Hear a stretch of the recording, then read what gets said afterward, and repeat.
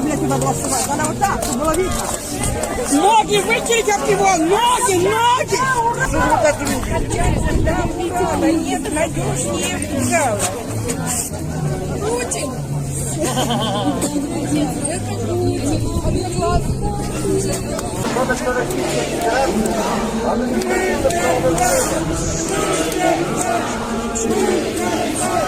А он нас не оскорбляет.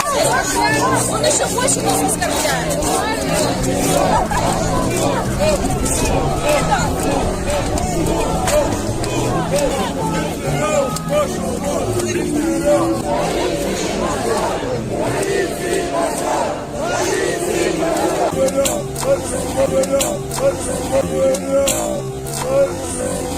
Я, в общем, думаю, что этот момент не нуждается в комментарии. Вы сами все видите, как портрет вытирают и ноги, и плюются.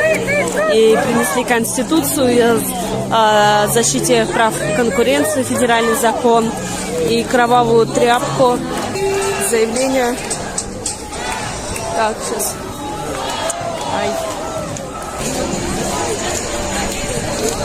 Руки прочь от журналистов.